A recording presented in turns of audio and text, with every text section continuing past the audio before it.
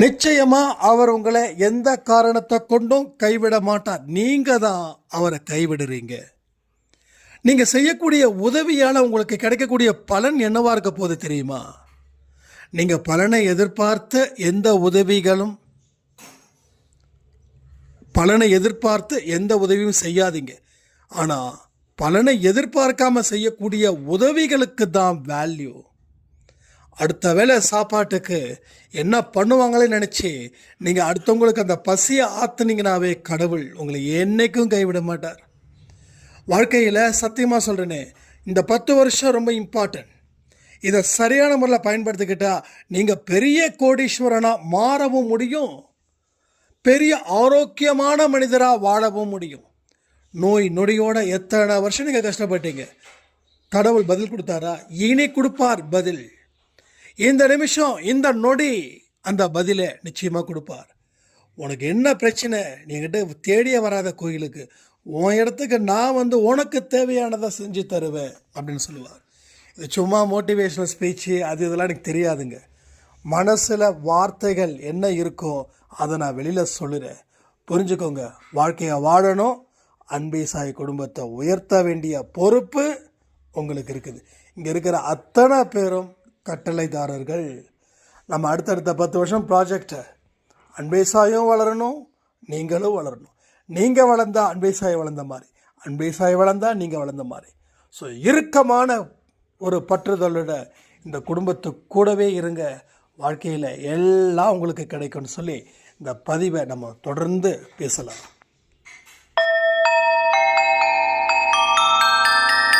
ஓம் சாயிரா சாயிரா, ஓம் சாயிரா சாயிரா, ஓம் சாயிரா சாயிரா, அன்பே சாயிரா, பேரன்பே சாயிரா, அகிலம் தளிக்க ஆத்மா விழிக்க அனுதினம் சாயிரா, எங்கள் அன்பே சாயிரா.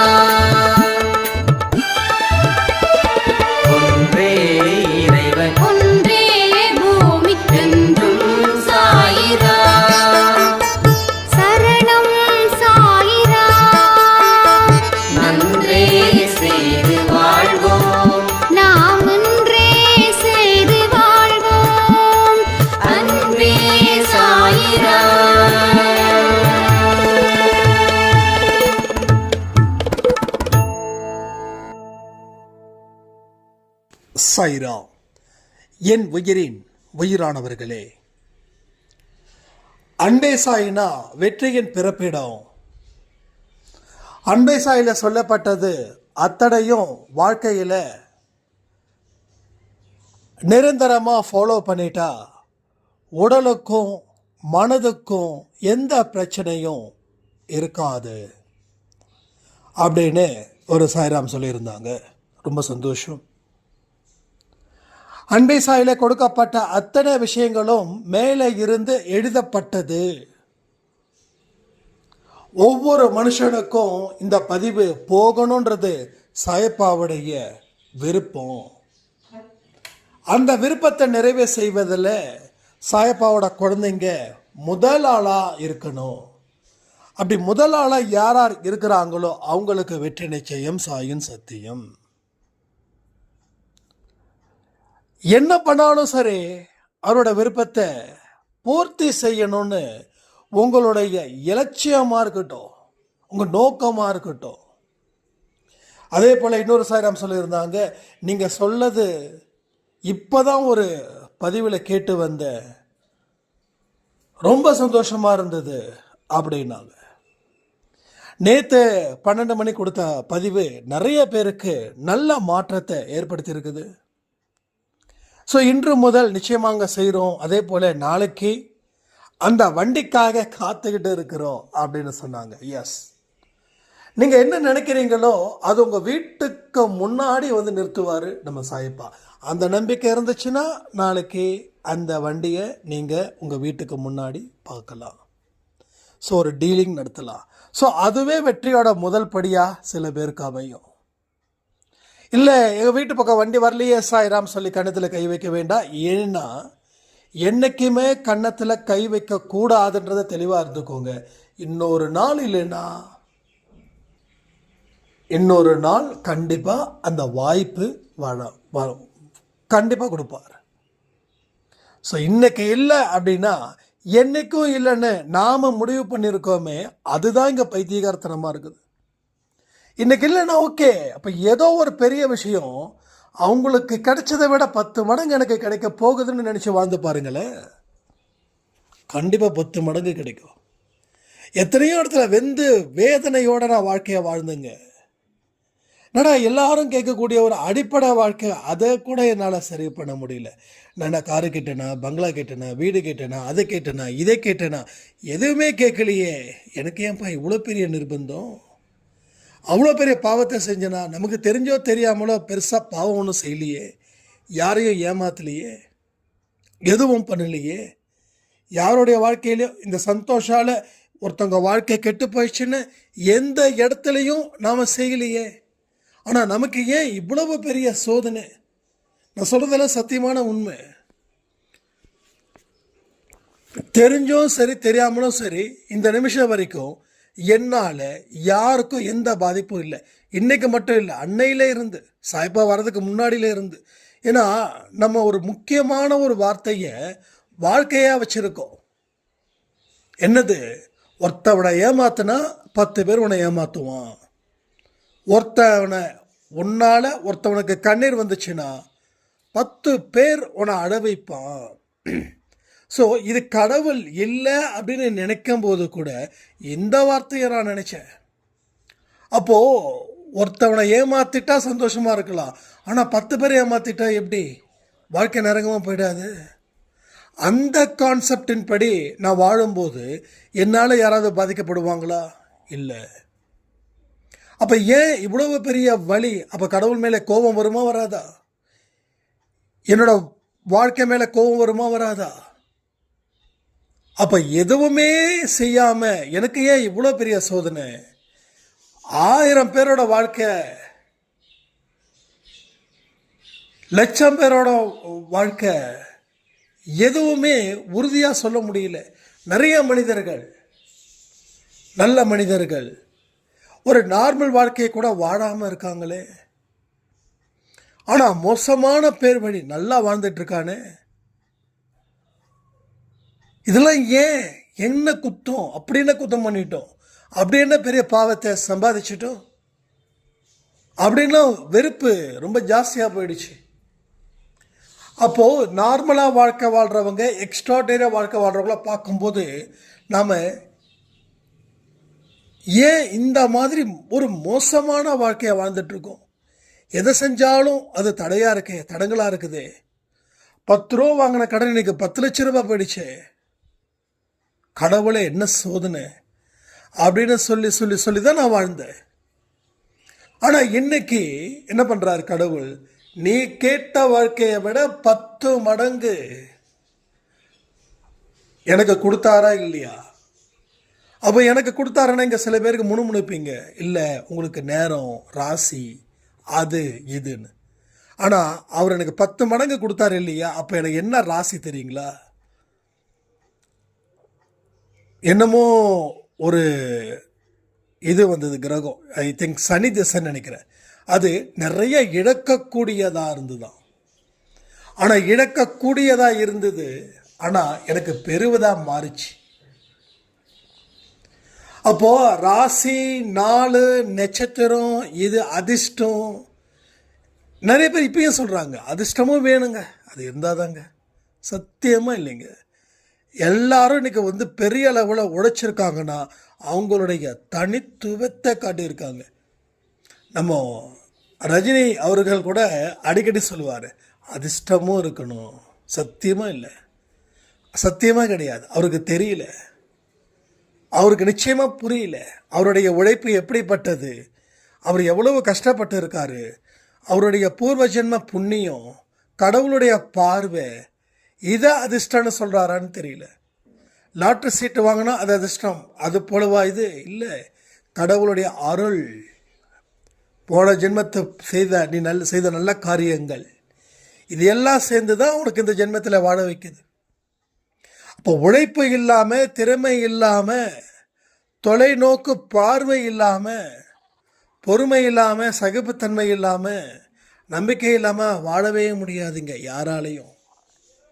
எப்பயுமே சொல்கிறேனே, நீங்கள் ஒரு தொழில் அதிபர் ஆகணும், உங்களுக்கு 30 இயர்ஸ் ஆகுதுன்னா உங்களால் நிச்சயமாக அதை அச்சீவ் பண்ண முடியும். 100%. நான் சும்மா பொய் சொல்லலைங்க, சத்தியமாக நான் பொய் சொல்லலை. நான் சொல்கிறது எல்லாமே நிஜம். உங்களால் எந்த அளவுக்கு உங்கள் வாழ்க்கையை சிறப்பாக்கிக்கணுமோ சிறப்பாக்கிக்கோங்க. 24 மணி நேரம் இட்ஸ் பெரிய அவர்ஸ், இது பெரிய அவர்ஸ். இது அந்த 24 மணி நேரத்தை சரியாக பயன்படுத்தி, நேரத்தை 8ஆ பிரித்து, உங்களுக்கு உண்டான நேரத்தில் எந்த வேலையும் செய்யக்கூடாது, வேலைக்கு உண்டான நேரத்தில் உங்கள் வேலையை செய்யக்கூடாது, குடும்பத்துக்கு உண்டான நேரத்தில் வேற எந்த ஒரு வெளி வேலையும் வச்சுக்கக்கூடாது. இந்த 24 மணி நேரத்தை சரியான முறையில் பிரித்து ஒதுக்கி வாழ்ந்தாவே நீங்கள் சாதிச்சிடலாம். 20 மணி நேரம் தொழிலை நினச்சிக்கிட்டே இருப்பாங்க, ஆனால் தொழில் லாஸ் ஆகிடும். ஏன் தெரியுமா? அளவுக்கு அதிகமாக நினச்சா அங்கே நெகட்டிவ் தான் வந்து நிற்கும். 8 hours ஸ்மார்ட் ஒர்க்குன்னு சொல்லுவாங்க இல்லையா, அதுதான் அப்படி தான் செய்யணும். ஸ்மார்ட் ஒர்க்குனா 8 hours வச்சு சொல்கிறேன். காலையில் 8 மணிலேருந்து நைட்டு 8 மணி வரைக்கும் வேலை பாரு, லஞ்ச் அரை மணி நேரம் எடு, டீக்கு அரை மணி நேரம் எடுத்துக்கிட்டு லஞ்சுக்கு 3 மணி நேரம் எடுத்தால் உன் வாழ்க்கையில் ஒரு நாளைக்கு 4 மணி நேரத்தை வீணாக்குற. அப்போ உன்னுடைய வேலை 4 மணி நேரம் செய்கிற. இந்த 4 மணி நேரத்தை எங்கே தெரியுமா தூக்கி போடுற? நீ உனக்கு ரெஸ்ட் எடுக்கக்கூடிய நேரத்தில் தூக்கி போடுற. நீ ரெஸ்ட் எடுக்கிற நேரத்தில் வேலை செய்யும்போது உன் உடம்புல இருக்கக்கூடிய, உள்ளுக்குள்ளே இருக்கக்கூடிய அத்தனை பாகங்களும் கெட்டு சீர்கெட்டு போகுது. இதெல்லாம் நிச்சயமான உண்மை. இதை எத்தனை பேர் மறுக்கிறீங்க, எத்தனை பேர் ஆதரிக்கிறீங்கன்னு எனக்கு தெரியாது. இப்போ உங்களுக்கு ஹெல்த் நல்லா இருந்தால் இதை பற்றி உங்களுக்கு கவலைப்பட மாட்டீங்க. ஆனால் பின்னாட்களில் ஹெல்த்து போகும்போது யாராவது ஒருத்தவங்க சொல்லும்போது அப்போ தெரியும், அன்பே சாயில் சொன்னாரே, ரெஸ்ட் எடுக்க வேண்டிய நேரத்தில் வேலை பார்த்தோமே, தூங்க வேண்டிய நேரத்தில் வேலை பார்த்தோமேன்னு. நான் இப்போ வரைக்கும் பாதிக்கப்பட்டுட்டு தான் இருக்கேன். நேற்று கூட 2 மணி 3 மணி ஆகிடுச்சு என்னோடய ஒர்க்கு முடியறதுக்கு. ஏன்னா என்னோடய ஒர்க் ஷெடியூல் அது மாதிரி. என்ன தான் பகலில் 8 மணி நேரம் தூங்கினாலும் இரவு தூக்கத்துக்கு மிஞ்சின தூக்கம் இல்லை, ஆரோக்கியம் இல்லை. அந்த ஆரோக்கியம் வேணும்னா தயவு செய்து சொல்கிறேன், 8 மணிக்கெல்லாம் நல்ல தூக்கத்துக்கு போங்க, ரொம்ப நல்லது. என் கண்ணெல்லாம் செவந்து கிடக்குது. ஏன் தெரியுமா? Heat, over heat. இந்த 48 நாள் நம்ம சிக்கன் மட்டன் சாப்பிடாமல் இருந்தோமே, 49வது நாளில் சிக்கன் சாப்பிட வேண்டியது ஒரு சூழ்நிலை வந்துச்சு. அடுத்தது 50வது நாளில் கருவாடு சாப்பிட வேண்டிய சூழ்நிலை வந்துச்சு. 51வது நாளில் மீன் சாப்பிட வேண்டிய சூழ்நிலை வந்துச்சு. ஏன்னா ஃபாரின்லேருந்து கெஸ்ட்டு வந்திருக்காங்க, சிஸ்டர் வந்திருக்காங்க. அதனால் அவங்க வீட்டில் இருக்கும்போது அப்புறம் அவங்களுக்கு இல்லை நான் தயிர் சோறு தான் சாப்பிடுவேன்னு சொல்லி அவங்கள இது பண்ணக்கூடாது இல்லையா, அதனால். ஆனால் 48 நாளில் எதுவுமே படலை, வாயில் ஒரு நுனி நாக்கில் கூட எதுவும் நான் வெஜிடேரியன் படலை. அப்போ தொடர்ந்து அந்த 3 நாள் சாப்பிட்ட உடனே சூடு பயங்கரமாக ஜாஸ்தி ஆகிடுச்சு. ஏன், என்னோடய கட்டை விரலில் நகை சுத்தின்னு இருக்கு இல்லையா, அது வந்துடுச்சு. அது ரொம்ப பெயினை கொடுத்துட்ருக்குது. இப்போ தான் ஓரளவுக்கு பரவாயில்ல. அப்போ பாருங்கள் எந்த அளவுக்கு உஷ்ணம் தள்ளுதுன்னு. அப்போ நான் கேட்கும்போது, ஆமாங்க 48 நாளில் நீங்கள் எதுவுமே சாப்பிடாமல் இருந்ததால், திடீர்னு சாப்பிட்டதால் அந்த டெம்பரேச்சர் ஜாஸ்தி பண்ணதால் உடம்புக்கு சூடாயிடுச்சு. 2வது நம்ம நைட் டியூட்டி நிறைய பார்க்குறோம், அதாவது என்னோடய ஒர்க்கை தான் சொல்கிறேன், அதை பார்க்குறோம். அடுத்தது பேசுகிறதாலே பாடி ஹீட் ஆகுன்றதுறாங்க. பேசிக்கிட்டே இருக்கிறதால பாடி ஹீட் ஆகுது. அப்போ நான் ஒரு நாளைக்கு எவ்வளோ நேரம் பேசுகிறேன்? ஆடியோ கொடுக்கும்போது 30 மினிட்ஸு, ஈவினிங் ஆடியோ கொடுக்கும்போது 30 மினிட்ஸு, 1 hour. அதுக்கப்புறம் ஆஃபீஸ் சம்மந்தப்பட்டது, அதுக்கப்புறம் பர்சனல் டிஸ்கஷன், அம்மாகிட்ட பேசுகிறது, அப்பாட்ட பேசுகிறது, இது மாதிரி. அப்புறம் அன்பேசாய் குடும்பத்தில் ரிப்ளை பண்ணுறது, இதெல்லாம் சேரும்போது என்ன ஆகுது? ஹீட் ஆகுது பாடி. அப்போது எல்லாத்தையும் இப்படியே ஆகுதுன்னு சொல்லிக்கிட்டே இருந்தால் அது ஆகிட்டு தான் இருக்கும். எதை கண்ட்ரோல் பண்ணணுமோ அதை கண்ட்ரோல் பண்ணணும். ஸோ மெயினாக எனக்குன்னு ஒரு சில விஷயங்கள்லாம் வச்சுருக்கேன், அது எல்லாத்தையும் படிப்படியாக குறைக்கணும்னு முடிவு பண்ணிவிட்டு நான். அப்போது இது மாதிரி ஒரு செல்ஃப் அனலைசேஷன் உங்களை பற்றி தெரியணும். உங்கள் உடம்பு எப்படி, உங்கள் வேலை எப்படி, உங்கள் பிரெயின் எப்படி, உங்கள் தாட்ஸ் எப்படி, உங்கள் மைண்ட் எப்படி, உங்கள் ஆக்டிவிட்டீஸ் எப்படி, உங்களுடைய இன்னும் பல விஷயங்கள் எப்படிப்பட்டதுன்றதை ரெகுலேட் பண்ணணும். ஒழுங்கு நடவடிக்கை உங்கள் மேலே எடுக்கணும், நீங்கள் எடுக்கணும். You're your boss, you're your boss. என்ன தான் 10 பேருக்கு அடிமையாக இருந்தாலும் பட் உங்களுக்கு நீங்கள் தான் முதலாளி. அந்த முதலாளி சரியாக இருந்துட்டான்னா நீங்கள் யாருக்கும் அடிமையாக வேண்டிய அவசியமே இல்லை. உங்களை திருத்திட்டா அடுத்தவன் திருந்துவான், உங்களை திருத்தலைன்னா அடுத்தவன் திருந்த மாட்டான். உங்களை அடிமைப்படுத்துறதுலேயே அவனுடைய வேலையாக கொண்டு வந்து சேர்த்துருவான். ஸோ இதை எல்லாத்தையும் கொஞ்சம் கொஞ்சமாக சரி பண்ண முயற்சிகள் செய்ய தான் வாழ்க்கையில் நீங்கள் என்றைக்குமே உங்களோட வெற்றியை நிரந்தரமாக்கிக்க முடியும். ஸோ எத்தனையோ பேர் இன்றைக்கி வந்து வேலை பார்த்துட்ருக்கீங்க, உங்கள் பாஸ் காரில் வராரு, உங்களுக்கு தோணும், சே என்ன வாழ்க்கை வாழ்ந்துட்டுருக்கான் பாரு என் முதலாளி, நானும் தான் இருக்கிறேனே. ஒருத்தவங்க கூட ரோட்டில் போகிற வரவங்க கூட மதிக்க மாட்டாங்கிறான். நம்ம முதலாளியே நம்ம அடிமை மாதிரி வச்சு நடத்திட்டு இருக்கிறோம். வேண்டான்னு வேலையை விட்டுட்டு தூக்கி போட்டாலும் என்னை நம்பி பொண்டாட்டி இருக்கிறாங்க, குழந்தை இருக்காங்க, நான் அப்படி பண்ண முடியும்.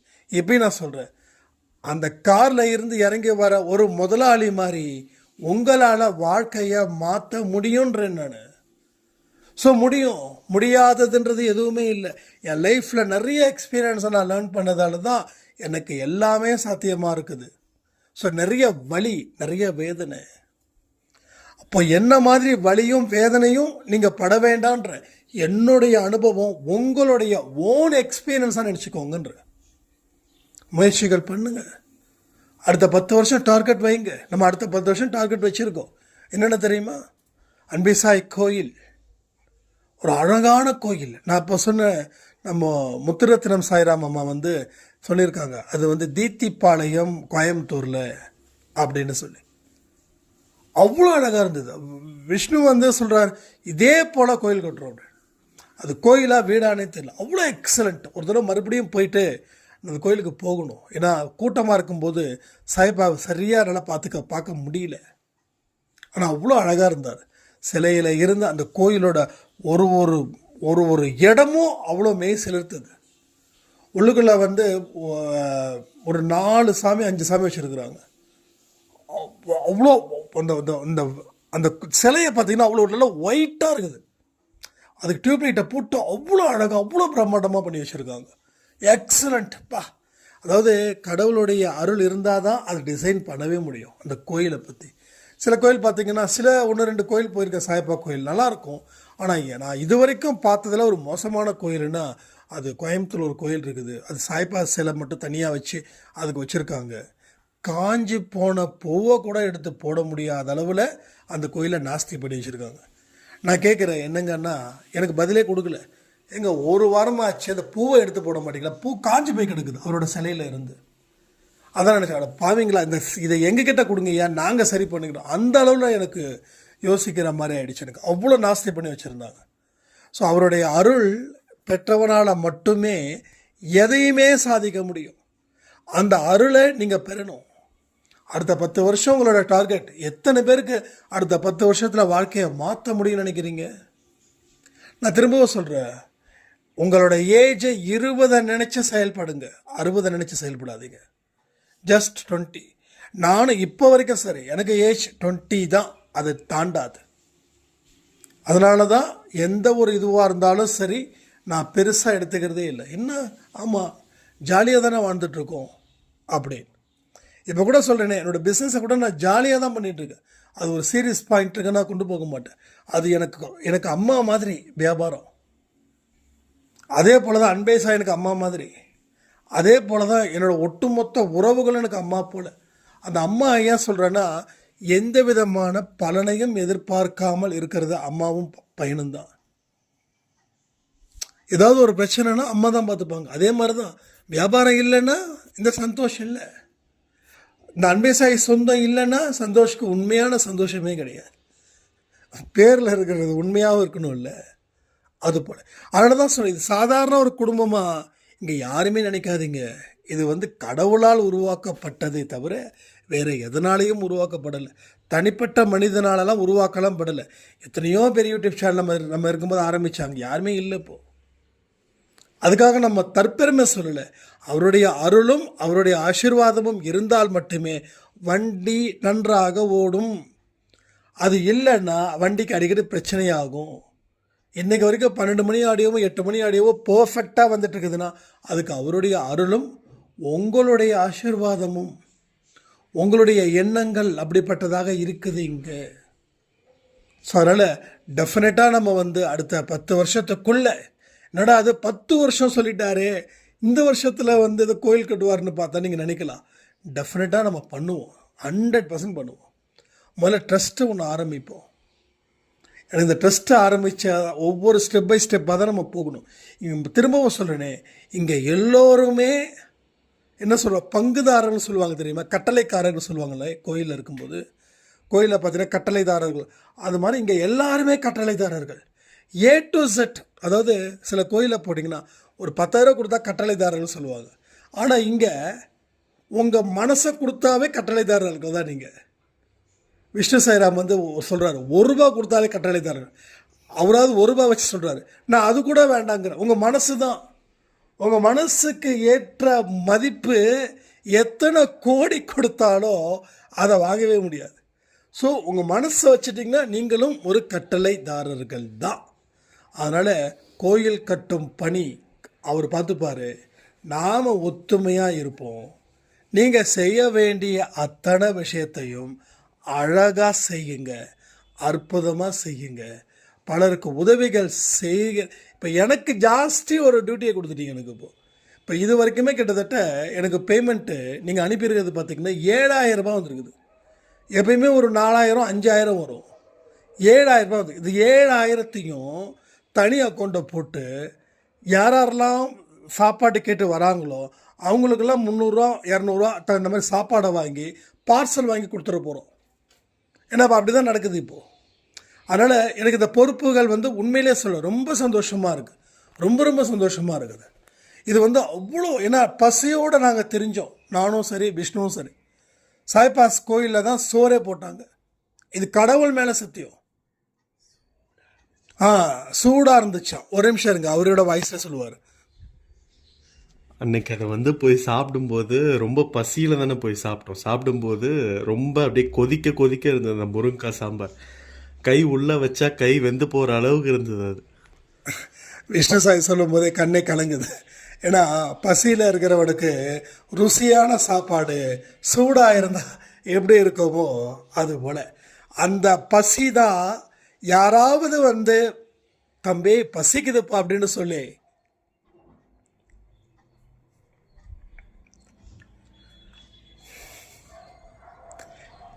கண் கலங்கி நின்று கேட்டால் அது வந்து முடியாதுன்னு சொல்கிற அளவுக்கு உடம்புல தெம்பு கிடையாது. ஏன்னா அதான் நான் யோசித்தேன். நம்ம சொல்கிறோம் பேமெண்ட் பண்ணாதீங்க அன்பே சாய்க்கு, நீங்களே பண்ணுங்க அப்படின்னு. என்னைக்கு கொடுக்கணும்னு மனசு வந்துருச்சுன்னா கடவுள் எல்லாரையும் சாரையாக அனுப்பிக்கிட்டே இருக்கிறாரு. சரி ஓகே, கொடுக்குறவங்க இஷ்டப்பட்டு தான் கொடுக்குறாங்க. நம்ம டொனேஷன் கொடுக்கணும்னு சொல்லிட்டு நீட்டில் பேப்பரை நீட்டி அதை பண்ணுங்க இதை பண்ணுங்கன்னு கேட்கல, கையை நீட்டில் விருப்பப்படுறவங்க கொடுக்குறாங்க. கொடுக்குறவங்கள கெடுக்க வேண்டாம், ஏன்னா அவங்க கொடுத்தோம் நம்ம காசும் போட்டோம் நம்ம செய்வோம் அப்படின்னு சொல்லி இந்த நல்ல பணி தொடர்ந்து போயிட்டுருக்குது. அதுக்கு ரொம்ப ரொம்ப சந்தோஷமாக இருக்குது. உண்மையிலே சொல்கிறேன், 2 கரம் கூப்பி உங்களை எல்லாரையும் வணங்குறேன். ஏன்னா நாம் எல்லாருமே மிடில் கிளாஸ். இங்கே யாருமே வந்து கோடீஸ்வரம் கிடையாது. யாருமே ஆடிக்காரிலையோ இல்லை அதை தாண்டி இருக்கக்கூடிய ஆடிக்கிட்டோ போகல. ஏன்னா எல்லோரும் எப்படி போகிறோம், நமக்கு ₹1 வந்தாலும் அதை 10 பைசா கொடுக்கணுன்ற தாட்டை நம்ம வச்சுருக்கோம். ஸோ எந்த பலனை எதிர்பார்க்காம. ஸோ அதனால் தொடங்கட்டும் இந்த நற்பணி. ஓகேங்களா? ஸோ தொடங்கட்டும். இது வந்து எந்த இடத்துல நிறுத்த வேண்டாம். அது ஒரு சாய்ராம் வந்து அனுப்பியிருந்தாங்க. போன மாதம் 96 ரூபா அனுப்பியிருந்தாங்க. இந்த மாதம் 160 ரூபா அனுப்பியிருந்தாங்க. உண்மையிலே சொல்கிறேன், அந்த சாய்ராமுக்கு கோடி நன்றி. அந்த சாய்ராம் அந்த 93 ரூபா அனுப்பும்போது அவங்க சொன்னாங்க, தம்பி இவ்வளோதான்ப்பா இருக்குதுன்னு. அது வந்து என் மனசில் ரொம்ப வந்து இதாகிடுச்சு. அது 93 ரூபா இல்லைங்க, அது 93 ரூபா இல்லை, அது 1 கோடிக்கு சமம். அது 1 கோடிக்கு சமம். இப்போ போன மாதம் 93 ரூபா அனுப்புனவங்களுக்கு இந்த மாதம் 160 ரூபா வந்திருக்குதுன்னா வளர்ச்சியாக பார்க்குறேன் நான். நீ கொடுக்குற இடத்துல இரு, உனக்கு தர வேண்டிய இடத்துல தந்துக்கிட்டே இருப்பார். ஸோ உதவிகள் செய்வதில் உனக்கு எந்த கட்டுப்பாடும் இல்லை, கொடுத்துரு. பசியோட வந்தால் கொடுத்துரு. நீ உனக்கு பசியோட உட்காந்துருக்கியா, ஒருத்தன் பசியோட வரானா, முதல்ல அவனுக்கு கொடு. அடுத்த வேலை சோறு உனக்கு கிடைக்கும். அவனுக்கு கிடைக்குமா? கிடைக்குமா? என்ன கேரண்டி? நீ அவன் பின்னாடியே போவியா? உனக்கு கிடைச்சிடும், ஆனால் அவனுக்கு கிடைக்காது. அவன் எத்தனை நாள் சாப்பிடாம இருந்தான்னு தெரியாது. இப்போ இந்த சாப்பாடு நீ கொடுத்ததுக்கப்புறம் மறுபடியும் எத்தனை நாள் கழிச்சு அவனுக்கு சாப்பாடு கிடைக்கணும்னு தெரியாது. நம்ம என்ன பண்ணுவோம், கெட்டுப்போன சாப்பாடை தூக்கி கொடுப்போம். அது பெருமையாக நினைப்போம். அது பெருமை இல்லைங்க, அது அசிங்கம், அது கேவலம், அது மிருகத்தனம். அது கெட்டுப்போன சாப்பாடை ஒருத்தவங்களுக்கு நீங்கள் சாப்பாடு கொடுக்குறீங்கன்னா அந்த சாப்பாடு உங்களால் சாப்பிட முடியுமா நினச்சி அப்புறமா கொடுங்க. ஈவன் பழைய சோறு கொடுக்கறது கூட தப்பு கிடையாது. அந்த பழைய சோறு நீங்கள் சாப்பிடுவீங்களா? உங்களுக்கு பிடிக்காதுன்றதுக்காக நான் சொல்லலை, உங்களுக்கு பிடிக்கலனாலும் பரவாயில்ல, ஆனால் சாப்பிட்ற மாதிரி அது இருக்குதா, அது முக்கியம். உங்களுக்கு பிடிச்சது தான் உதவி செய்யணும்னு நான் சொல்ல வரல. பழைய சாப்பாடு உங்கள் வீட்டில் இருந்தாலும் அது உங்களுக்கு பிடிக்கலனாலும் நீங்கள் உதவி செய்கிறது தப்பு இல்லை. ஆனால் அது உண்மையிலேயே அந்த சாப்பாடு சாப்பிட முடியுமா, இல்லை கெட்டுக்கிறது போயிருக்குதா, இல்லை ஏதாவது பல்லியோ இல்லை கர்ப்பாம்பூச்சோ உழுந்து அதை தூக்கி போட்டு, இதெல்லாம் யோசிக்கணும். புரியுதா? நீங்கள் செய்யக்கூடிய உதவி மற்றவர்களுக்கு அது துன்பமாக மாறிடக்கூடாது. உங்கள் மனசை பொறுத்து தான் இங்கே எல்லா விஷயமும் நடக்குது, இல்லைன்னா அது கிடையாது. ஸோ எல்லாமே செய்யுங்களேன், கண்டிப்பாக சரி. இந்த நிமிஷம் வரைக்கும் சரி, சாய்ப்பா உங்களை கைவிடவே இல்லை, கைவிடவும் மாட்டார். சத்தியமாக கைவிட மாட்டார். இங்கே யாரையும் கைவிட மாட்டார். நம்ம கூட சம்டைம்ஸ் சொல்லுவோம், வீட்டை விட்டு வெளில போகிறாரு, அது பண்ணுறாரு, இது பண்ணுறாருன்னு. போனவர் எங்கெங்கே போவார்? தெரியாமல் தான் கேட்குறேன். போனவர் எங்கே போவார்? உங்கள் அம்மாவையும் அப்பாவையும் விட்டு நீங்கள் ஏதோ ஒரு கோவப்பட்டு நீங்கள் வெளில போகிறீங்க, போனால் அப்படியே போயிடுவீங்களா? அந்த கோவம் இருக்கிற வரைக்கும் வெளியில் இருப்பீங்க. கோவம் முடிஞ்சு பாசம் பொத்திக்கிட்டு வருதுன்னா நீங்கள் சட்டு புட்டுன்னு அம்மாவோட மூஞ்ச பார்க்காம அப்பாவோட மூஞ்ச பார்க்காம உங்களால் இருக்கவே முடியாது. இது 100% உண்மை. இப்போ கூட அம்மா அப்பா கோயம்புத்தூரில் இல்லை, ஈரோடில் இருக்காங்க. இந்த பொங்கல்லாம் முடிச்சுட்டு தான் வருவாங்க. ஆனால் வாரம் ஒரு நாளாவது பார்க்கணுன்ற தாட், அதனால் சட்டு புட்டுன்னு கிளம்பிடுவோம். ஏன்னா இங்கேருந்து ட்ரெயினில் ஒரு பேசஞ்சர் ஒரு டிக்கெட் 25 ரூபா, 50 ரூபா, போகிறதுக்கு 50 ரூபா, வரதுக்கு 50 ரூபா. ஸோ மனசு இருந்தால் எல்லாமே எளிதாக நடக்கும். மனசு இல்லைன்னு வச்சுக்கோங்க, அடுத்த அம்மா இருந்தால் கூட போகிறதுக்கு பிடிக்காது. இதெல்லாம் மனசுலேருந்து வரக்கூடிய வார்த்தைகள் தான். ஸோ எல்லாரையும் மதிங்க, நல்ல ஒரு வாழ்க்கையை கண்டிப்பாக கடவுள் கொடுப்பாருன்னு சொல்லி, ஸோ எல்லா மனிதர்களும் கடவுள் கைவிட மாட்டார், மனிதர்கள் தான் கடவுளை கைவிட்டு வேடிக்கை பார்த்துட்ருக்காங்கன்னு சொல்லி இந்த பதிவை நான் முடிக்கிறேன். ஜெய் சாய்ராம். ஓம் சாயிரா.